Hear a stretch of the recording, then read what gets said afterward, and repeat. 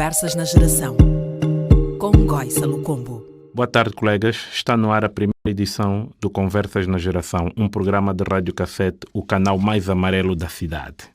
Inara Gamboa é a minha primeira convidada. Olá, boa tarde. Bem-vindo e obrigado por ter aceito o meu convite. Boa tarde, Goy. Como está? Muito obrigada pelo convite. Sinto-me lisonjeada. Eu estou muito feliz, assumo. Depois de uma investigação exaustiva, fiquei a saber que é filha, é irmã, é mãe e que estavas a seguir um caminho para engenharia de petróleos. Uhum.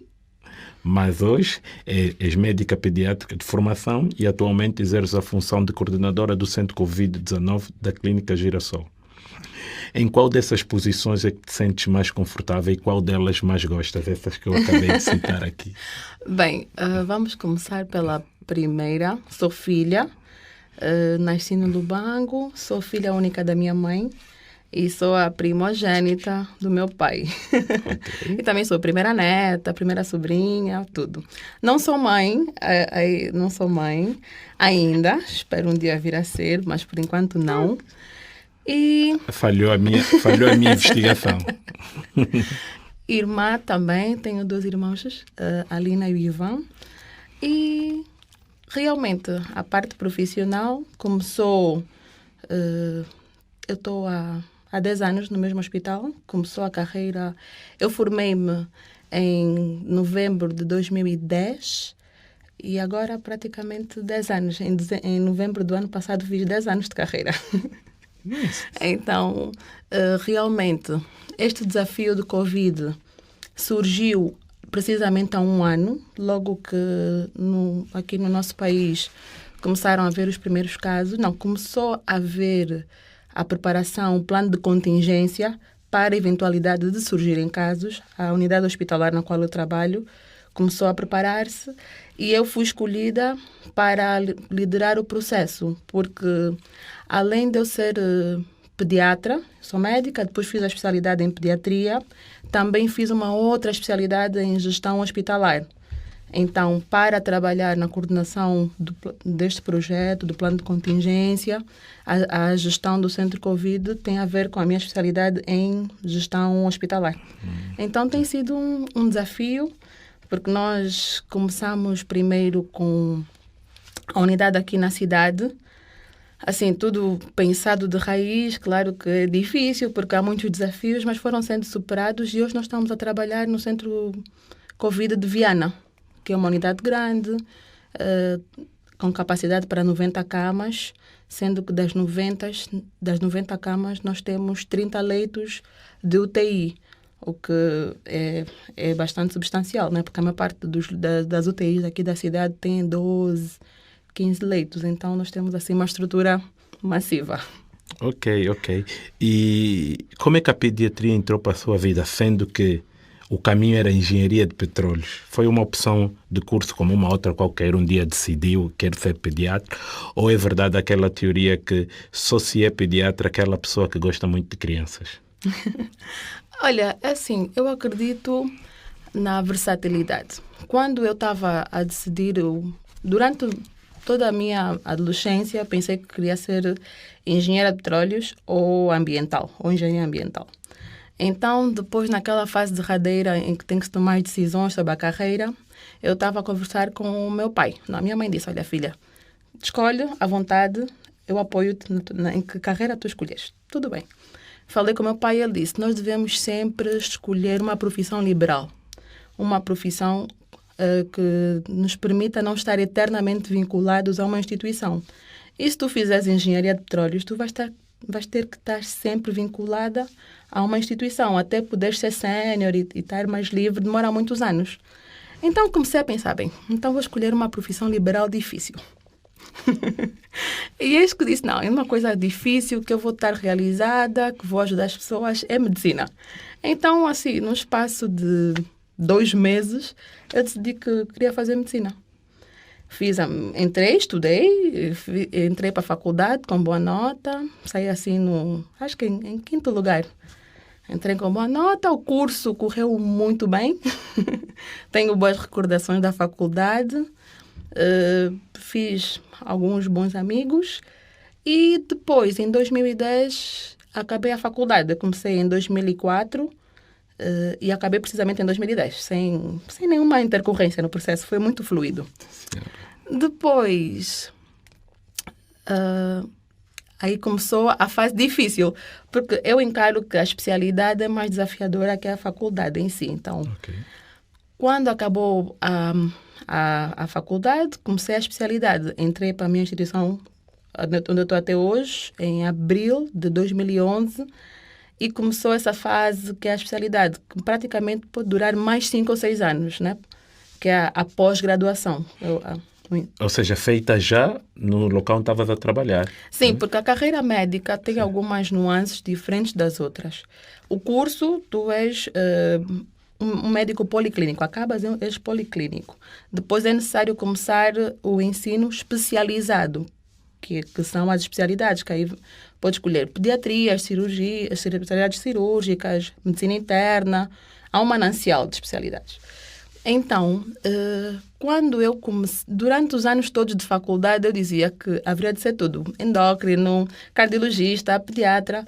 Eu penso sempre que o trabalho não supera o talento. Então, aquilo que eu me propuser fazer, se eu me dedicar, eu vou conseguir alcançar. Então, a pediatria surgiu porque havia poucas opções de vaga. Então, das vagas que havia, eu disse, bem, tinha oftalmologia, tinha patologia e tinha pediatria. Então, eu disse, não, das opções que tem, eu escolhi o que havia disponível.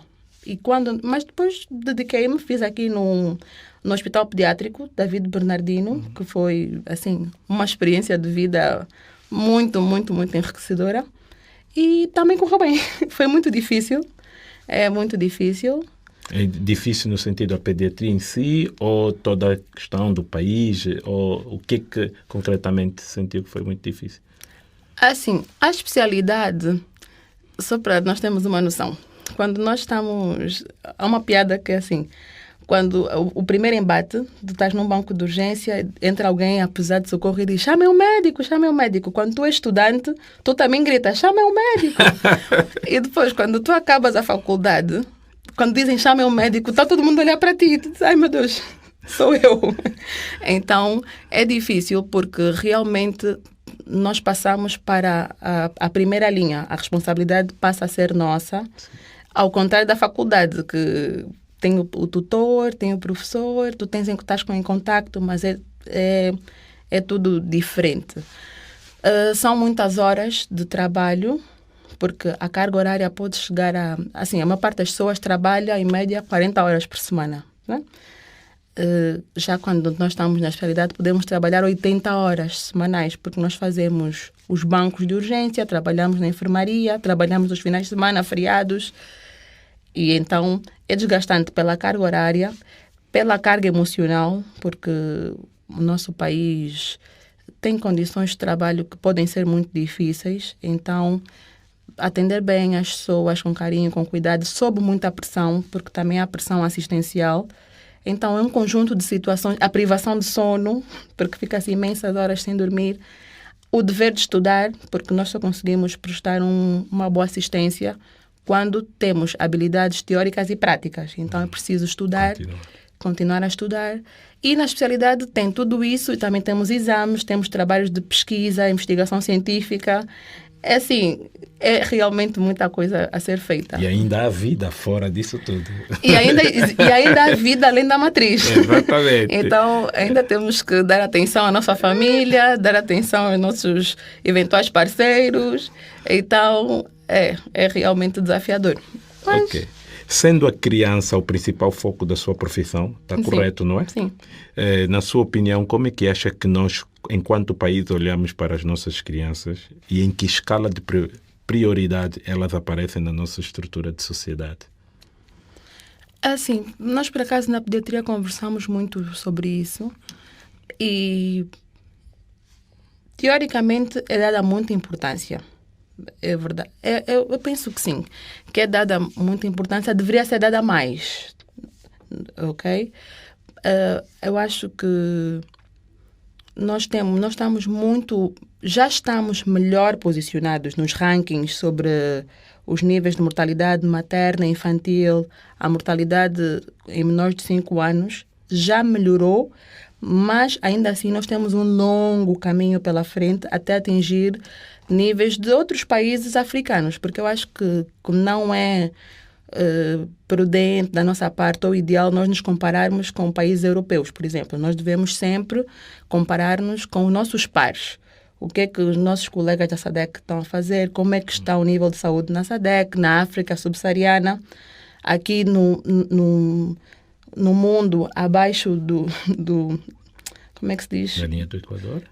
Da linha do Equador. Nós devemos sempre nos comparar com pessoas que têm condições iguais às nossas e ver que soluções é que eles adotaram para resolver problemas parecidos aos nossos. Se nós estivermos sempre a nos compararmos com a Europa, com os Estados Unidos, talvez nunca consigamos perceber exatamente qual é o nosso problema e como resolver de formas simples. Por exemplo, aqui, em relação à importância que é dada, eu penso que é dada muita importância, porque nós temos uma alta taxa de natalidade, apesar de termos também uma alta taxa de mortalidade.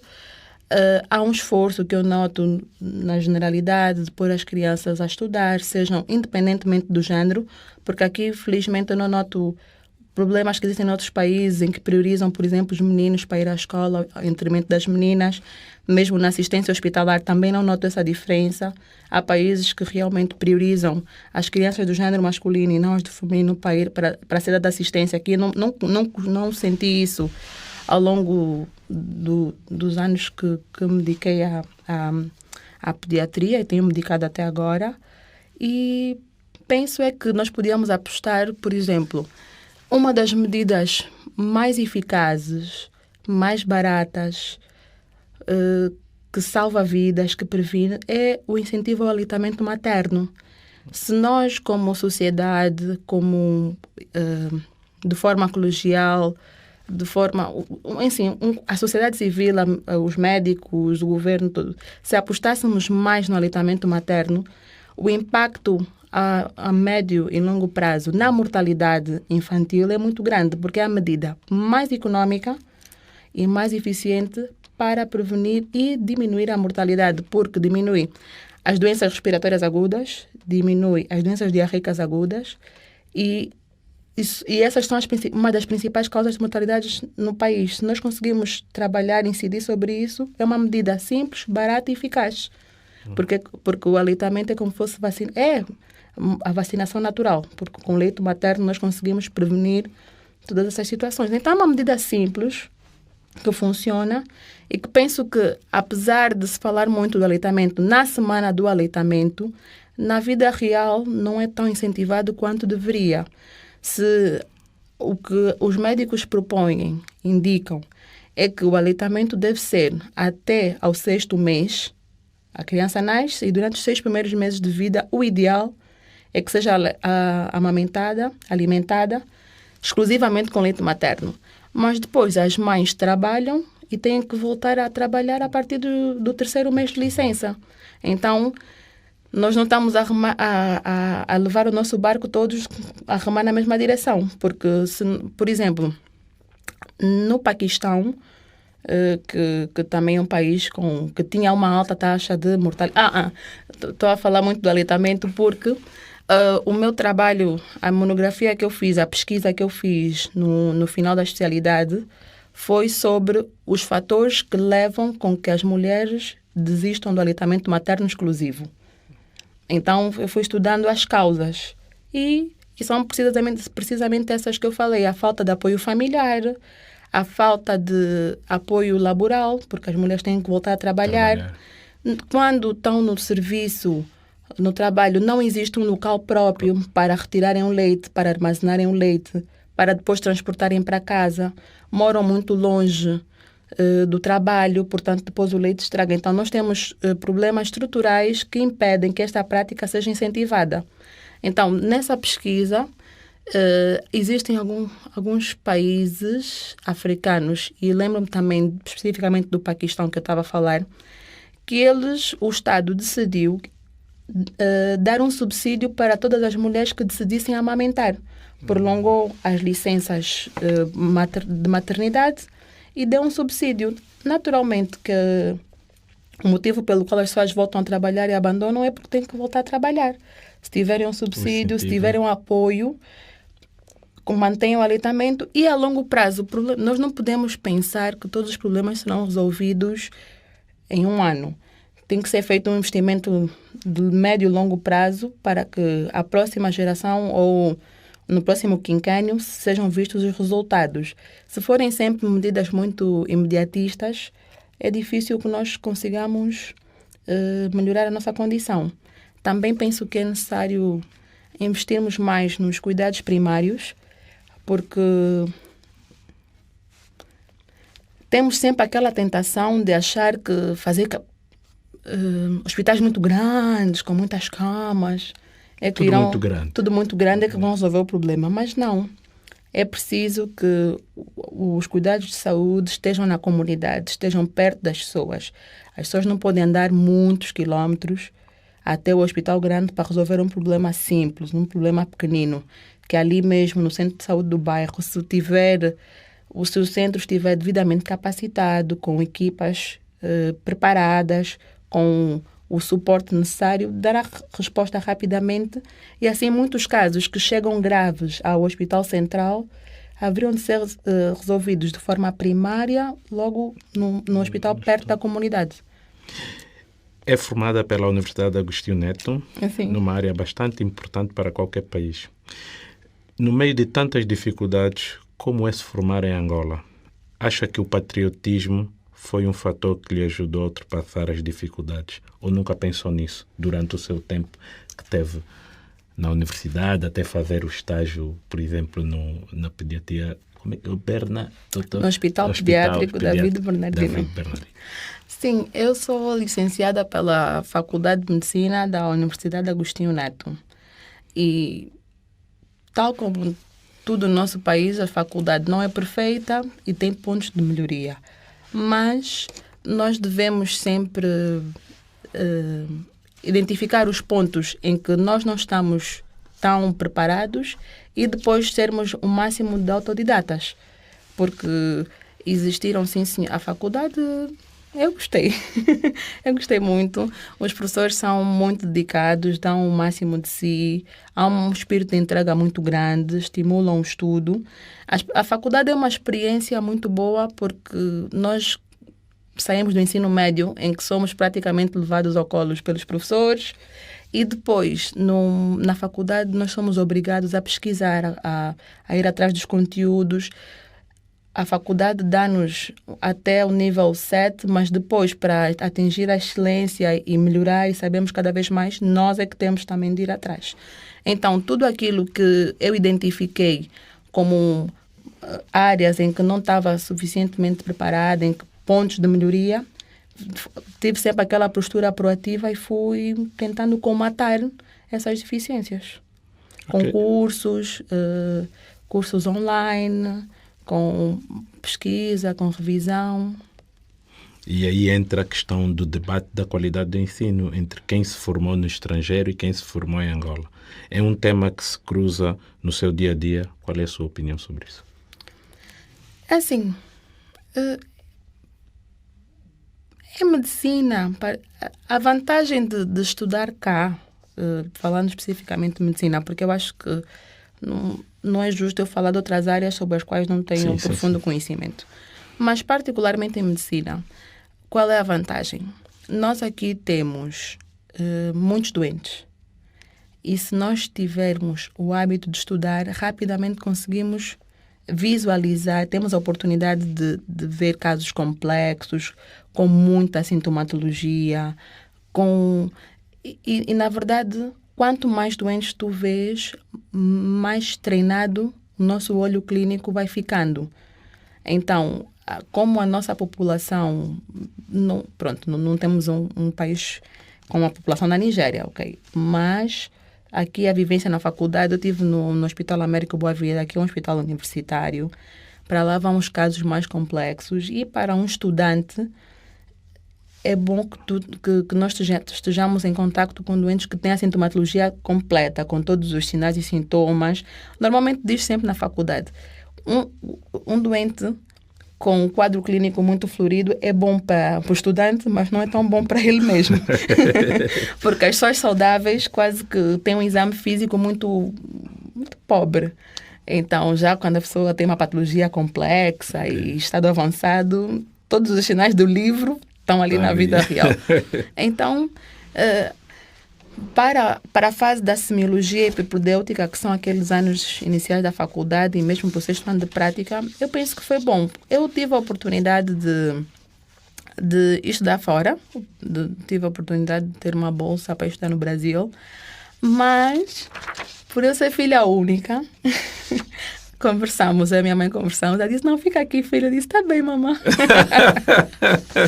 Então, minha mãe disse, olha, ficas aqui com a mamãe e depois o que nós sentirmos que está em falta, vamos colmatar essa deficiência. Então, olha, não foste estudar fora, não falas bem inglês, então fui fazer um curso de inglês nos Estados Unidos. Olha, aqui a neonatologia, precisas dar mais uns toques, então fui para o Brasil e fiz também um módulo de neonatologia no Brasil, que haviam aqui algumas deficiências, então, para colmatar, fui para o Brasil. E depois, nas férias, aqueles cursos online de aleitamento, tudo, a minha mãe sempre foi fazendo esforço para colmatar aquilo que nós notamos que eram deficiências que havia aqui. Mas acabei por ficar por causa da minha mãe. Ok.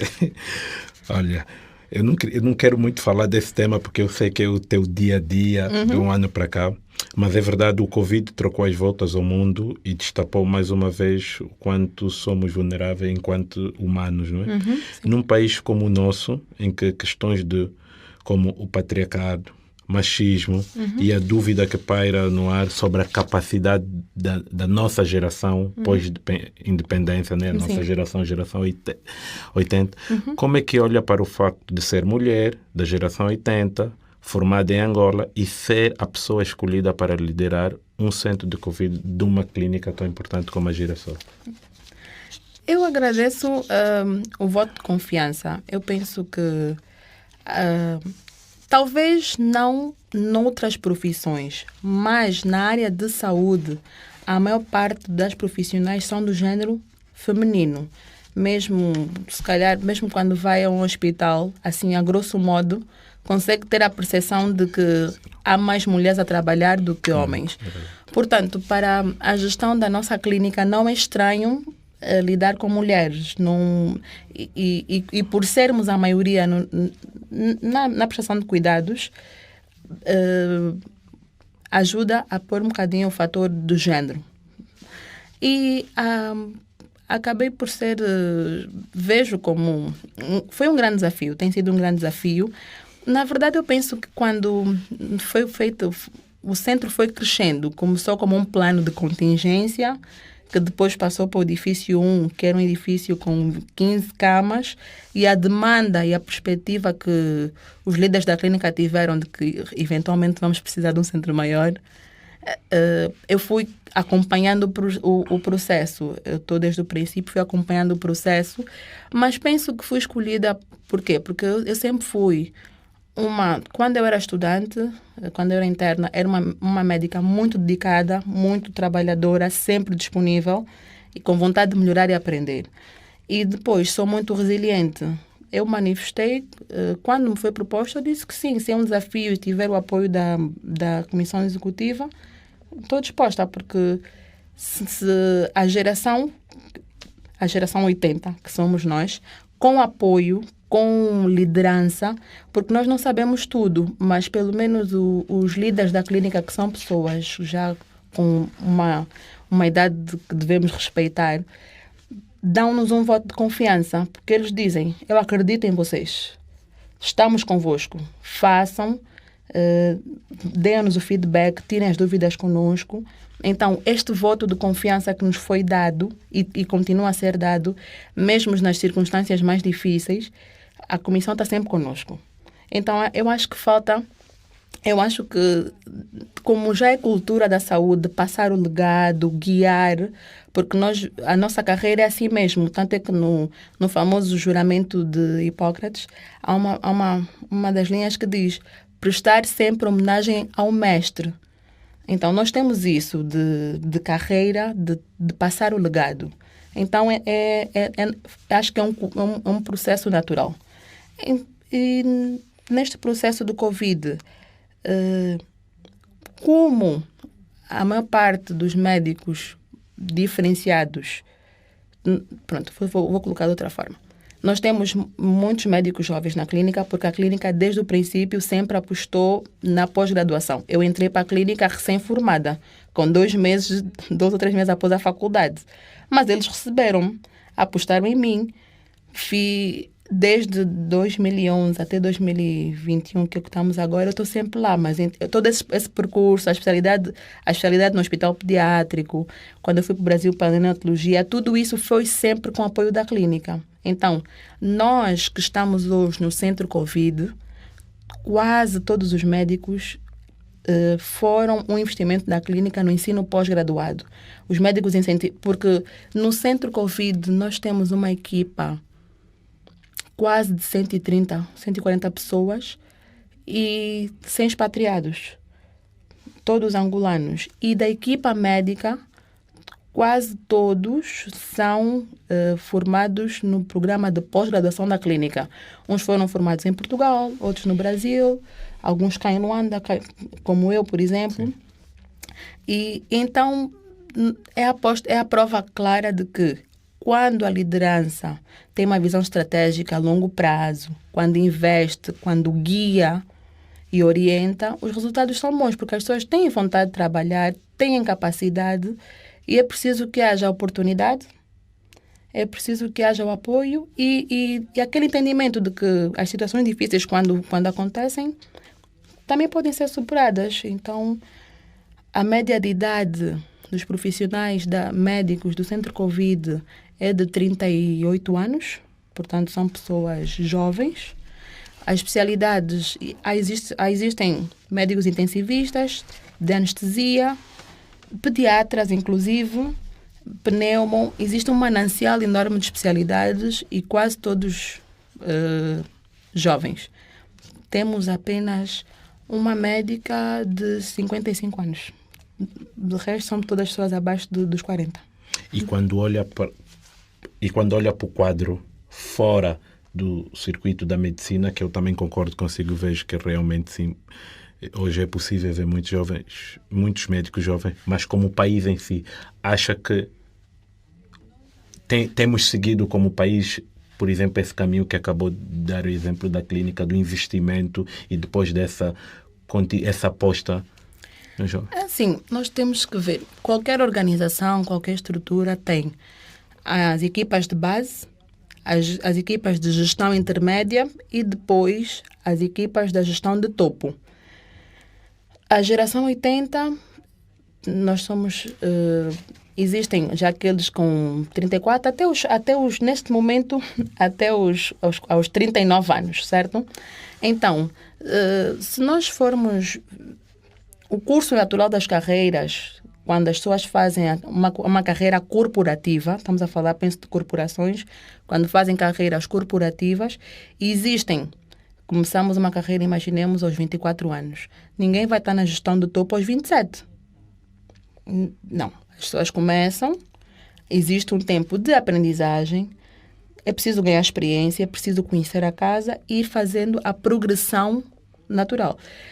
Penso que a partir dos 32, 35, uma pessoa que almeja chegar à gestão do topo deverá já estar na gestão intermédia. Porque o que nós não podemos ser é cagados nas árvores, né? Tem que haver um certo equilíbrio. Agora, e as pessoas normalmente dos 37 para cima já podem começar, já estão, se começaram aos 24 a carreira, claro que aos 37, 38, nós já estamos bastante mais preparados para eventualmente darmos o passo e fazermos parte da gestão de topo. Porque daquilo que eu tenho tido como experiência neste momento, eu penso que eu estou na gestão intermédia.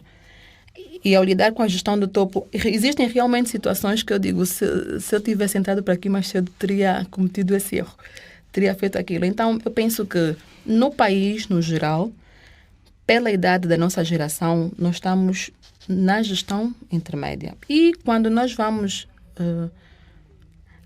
a companhia da qual eu faço parte tem muitos jovens, então eu tenho uma visão bastante enviesada. Porque, por exemplo, o meu grupo de convívio, as minhas masterminds, são todas da minha idade e estão todas na gestão intermédia das companhias onde estão inseridas, nos bancos, nas petrolíferas, algumas até no Estado. Então, é difícil eu dizer que acho... Aquela visão que às vezes vai se propagando, que nós jovens... Não, como eu não estou na carreira de funcionária pública per se, é difícil eu ter essa visão de que há poucos jovens inseridos. E também, assim, a grosso modo, na carreira de funcionário público, acho que tem havido poucos concursos, as idades de reforma... Não consigo avaliar tanto o funcionalismo público, mas das empresas com as quais eu costumo lidar, os jovens da minha geração com os quais eu tenho contato muito próximo, eu penso que estão engalanados para o próximo passo. Okay. Só mais uma pergunta sobre o Covid, prometo. Não, Tentei escolher uma pergunta que talvez seja mais importante para a nossa audiência e não só. Qual é o fator principal para que Angola tenha um quadro tão diferente do resto do mundo sob o impacto da pandemia? Sorte, clima, baixo nível de testagem ou um outro fator que nós não sabemos e a doutora pode nos dizer? Bem, eu acho que assim, há uma coisa, a César o que é de César. Quando em fevereiro começaram pelo mundo até vamos recuar para janeiro. Quando no mundo começou a dizer que havia uma gripe, um vírus de uma gripe, que não sabia muito bem na China, nós temos que reconhecer e validar as medidas precoces e consistentes que nós adotamos. Eu lembro-me que em fevereiro do ano passado viajei para um país que não interessa citar, antes de começar o Covid. Eu estava de férias e tinha viajado. E aqui nós já usávamos o álcool gel, já fazíamos a mensuração da temperatura e todos os patriados que vinham já faziam quarentena. Pode não ser do conhecimento geral. Aqui só ficou do conhecimento geral aqueles primeiros voos, que foi aquela situação difícil. Mas antes disso, todas as pessoas provenientes, estrangeiras, que vinham para Angola faziam quarentena. Não é do conhecimento geral. Então, nós tomamos medidas precoces e consistentes.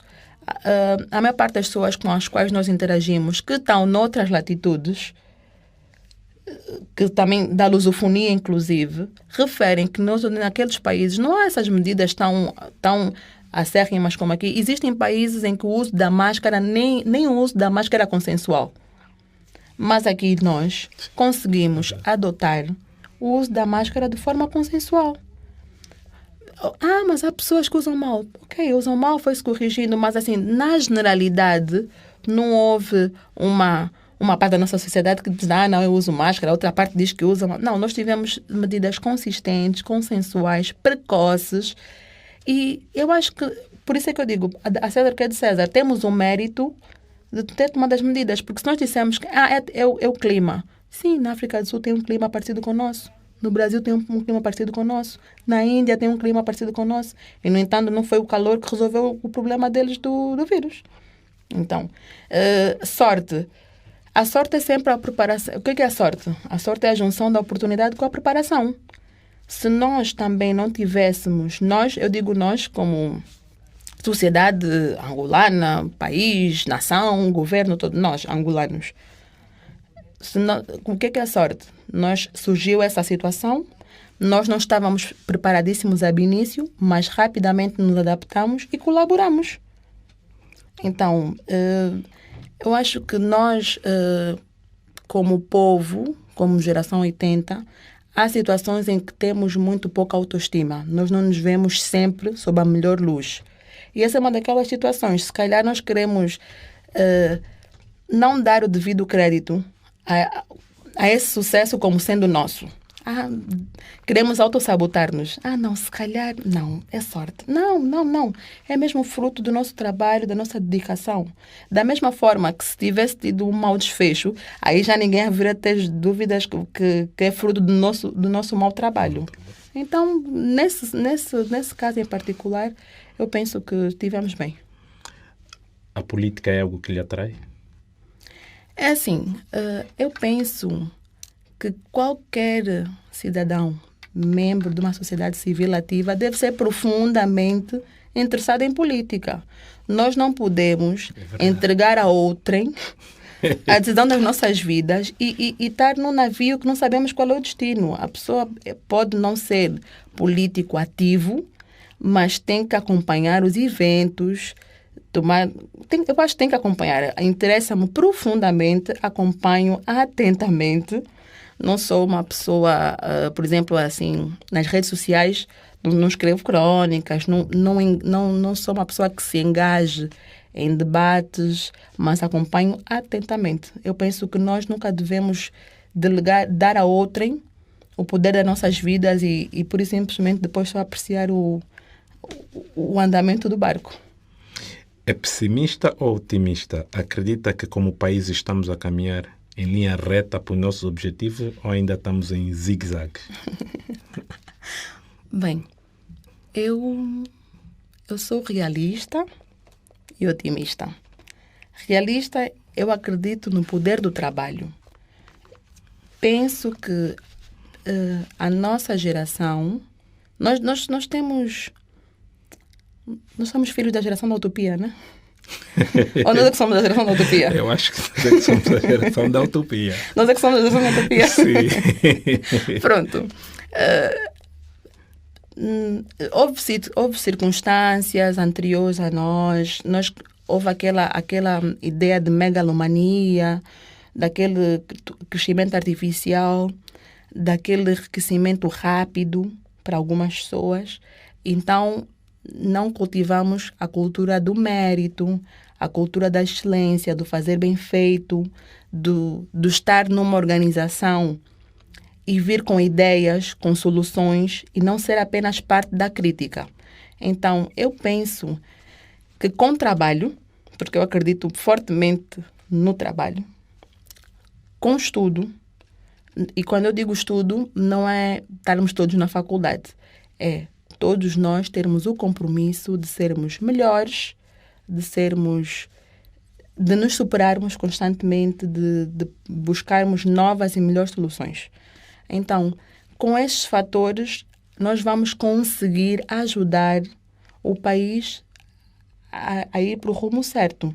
O que nós não podemos é ficar no conforto dos nossos grupinhos do WhatsApp a criticar, e no nosso dia a dia estamos numa repartição, ao invés de atender bem o nosso utente, estamos distraídos no grupo a criticar. Então, no nosso dia a dia, manter sempre uma postura de como é que eu gostaria de ser atendido. Então, é assim que eu vou atender o meu utente. Como é que posso não estar a ganhar tanto quanto eu acho que deveria? O que é que eu vou fazer para ter um extra? E esse um extra não é de forma ilegal, de forma criativa. Existem possibilidades. Então, com o trabalho e dedicação e também aquela ideia de que, existem aquelas pessoas, felizmente, que terão, felizmente, um enriquecimento maravilhoso num curto espaço de tempo. Mas nós também temos que ter a noção que não será a maioria. A maior parte de nós provavelmente viverá ou deverá procurar ter uma casa, um carro, uma saúde boa e viajar quando puder. Então, com esse objetivo em mente, se nós pusermos de parte aquela ideia de que todos temos que ter uma vida luxuosa, e se começamos a buscar saúde, paz, uma vida mediana, com realização, acho que sim, talvez nos próximos 10, 15 anos. 15 anos, estamos lá. Olha, a medicina é uma profissão para cuidar dos outros. No seu caso pessoal, como é que cuida de si? Que tipo de atividades faz que o fazem esquecer completamente do trabalho diário? Eu sei que gosta de fine tech.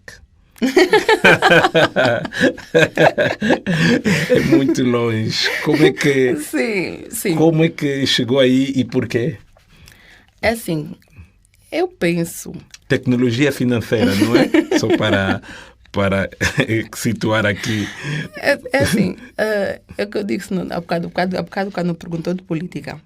Eu penso que nós os humanos somos seres multidimensionais.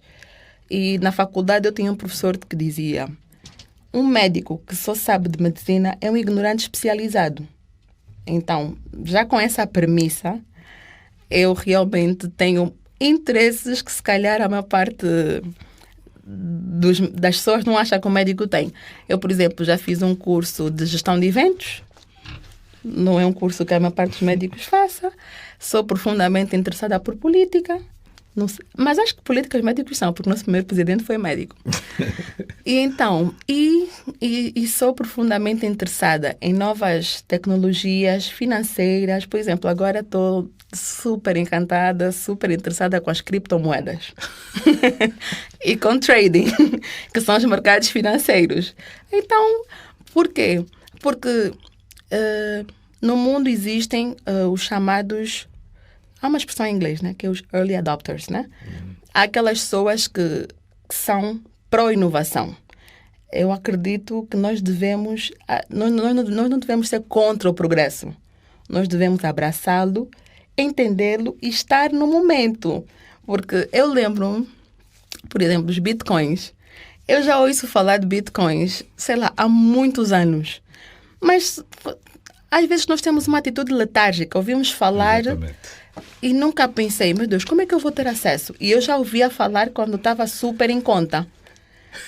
Mas pronto, o importante não é o que passou. O importante é estar no mercado. Então, eu agora sou super interessada em criptomoedas, invisto em bitcoins, no Ethereum. Ainda não comecei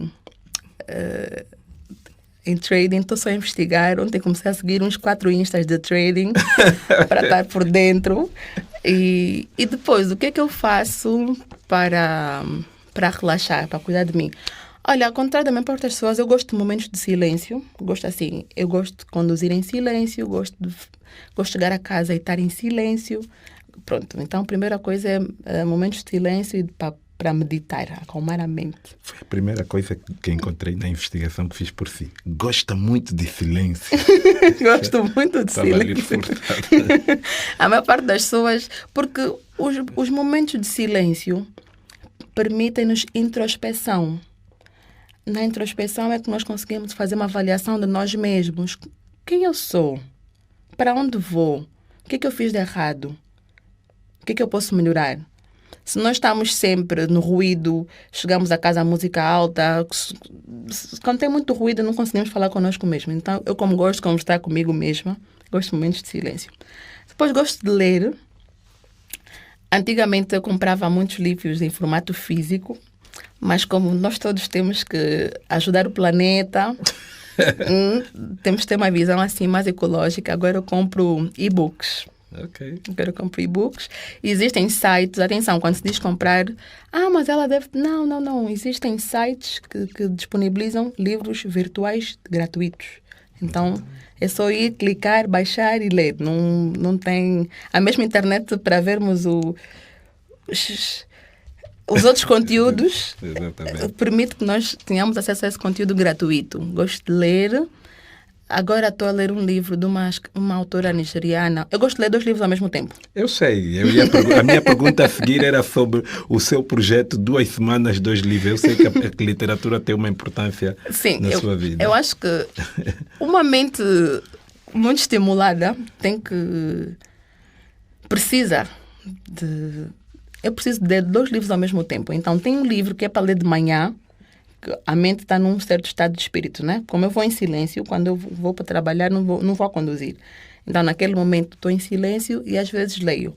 De manhã, estou a ler As Alegrias da Maternidade, que é de uma escritora nigeriana, acho que é Bucheta, é no Bucheta. Muito bom, fantástico. E à noite eu estou a ler o livro Versátil, do David Epstein. Versátil é um livro que gosto muito, porque fala precisamente do desafio. Nós vivemos num mundo em que durante muitos anos valorizou-se a hiperespecialização. E o livro é apologista de que nós devemos, sim, ter habilidades, mas explorar outras áreas. Então, ele faz muito aquele contraponto do Tiger Woods, que é um jogador de golfe, exatamente, que dedicou... Ele é o típico exemplo de hiperespecialização. E depois fala de muitas jogadoras de xadrez e tudo mais. E, por outro lado, fala do Nadal, que é um jogador de ténis que antes de fazer... Ele não fez só ténis, ele também teve noutros desportos. Também ligados... Também desportos com bola, mas outros desportos. Então, ele foi tendo outras habilidades advindas daí. Então, reforça a minha teoria da versatilidade. Então, estou encantada com o Versátil. E como é que está o projeto? Fala-nos um pouco do projeto 2 Semanas, 2 Livros. Sim, eu tenho um Instagram com a minha melhor amiga, uma das minhas melhores amigas, a Lili. Nós temos um Instagram que é 2 Manas, 2 Livros. E como nós somos apaixonadas por literatura, temos um Instagram que nós lemos os livros e depois fazemos... como é que se diz? Um review. Como é que se diz? Eu estou a lembrar da palavra em língua estrangeira. Fazemos um resumo, uma crítica, aquilo que nós tivemos como experiência a ler aquele livro. E então, o projeto começou, na verdade, em fevereiro do ano passado, precisamente antes do Covid, e no mês seguinte eu comecei no Covid. Então, a minha vida, esse projeto acabou por ficar um bocadinho no pause, porque a minha vida, de março do ano passado até esse ano, só tem sido Covid. Mas já retomamos, porque como nós temos, apesar de ter me dedicado ao Covid, não deu para escrever as reviews, mas não é reviews que se diz, os nossos resumos, mas fui lendo ao longo do tempo. Então tem vários livros em atraso para lançarmos. Então vamos fazer uma sessão fotográfica, vamos nos preparar e fazer assim um retorno em grande um ano depois. Ok. Sei que gosta muito de cinema e que o filme Sweet November faz chorar. Já sei que ele disse isso. Com que frequência que vai ao cinema e qual foi o último filme angolano que viu? Olha, na época, a nossa vida, nós temos que dividir em antes e depois, né? Antes do Covid, eu ia ao cinema todas as sextas-feiras. Eu ia ao cinema com muita frequência. Gosto muito de cinema, gosto muito de Sweet November. É um filme, é 12 de novembro. O título em português é 12 de novembro. É 12 de novembro. E é um filme que fala basicamente que nós devemos viver os momentos de forma plena, aproveitá-los, porque tudo é fugaz na vida, né? E teve um mau desfecho, mas o momento em si valeu a pena. E o último filme angolano que vi foi aquele que saiu no Netflix, que eu agora esqueci-me do título, meu Deus. Santana. Graças a Deus, obrigada pela ajuda. Ok, mas isso é bom, pelo menos viu um filme angolano muito recentemente. É assim, eu sou muito pró-nós, né? Então, logo que saiu, eu penso assim, logo que saiu o filme angolano no Netflix, eu disse, não, temos que consumir para que a companhia veja que os angolanos dão lucro e façam, e ponham mais filmes angolanos. Então, vi logo. Isso é uma boa linha de pensamento. Última pergunta. Que informação tinha sobre a geração 80 e se lembra como é que teve acesso? O que é que sabia sobre nós? É assim. Eu estudei com a Camila Lara. E então, assim, eu não sei dizer em que momento é que eu ouvi, porque já foi há muitos anos. Eu acho que foi mesmo no princípio do projeto. Penso que há outros membros da família da Camille que também estão no projeto. E já naquela altura, nós estávamos no ensino, na 9ª classe, acho. Portanto, já foi há muitos anos. Ela falava muito desse projeto, depois convidou-nos para o lançamento de um documentário que acho que foi o Independência. Então, e conheço, assim, de seguir nas redes sociais, alguns fundadores, conheço também um goi das redes sociais. Então, é um projeto que me orgulha muito, apesar de eu não ter, assim, convívio direto, de não conhecer as pessoas como amigos, mas eu gosto muito de ver jovens como eu a tentarem sair do ponto A para o ponto B, e hoje eu vi que já chegaram no ponto B, porque quando eu conheci, quando eu ouvia falar, eu sabia que estavam no ponto A. Hoje eu vim, sou convidada, visitei as vossas instalações, acompanho o trabalho e vejo que chegaram ao ponto B. Agora vamos procurar o ponto C, né? Porque para frente é o caminho, e fico muito, muito, muito, muito feliz. Adorei o Independência, assim, adoro. Vocês são top, top, top, top. Inara, muito obrigado. Foi uma conversa muito bonita, gostei muito. Aproveito desde já para convidar-te para quinta-feira. Todas as quintas-feiras nós temos cinema aqui. Sim, Essa sim. quinta-feira vamos ter o documentário Edred Serangolano. Estás Uau! convidada para vir aqui assistir. Muito obrigada. Eu que agradeço. Obrigada.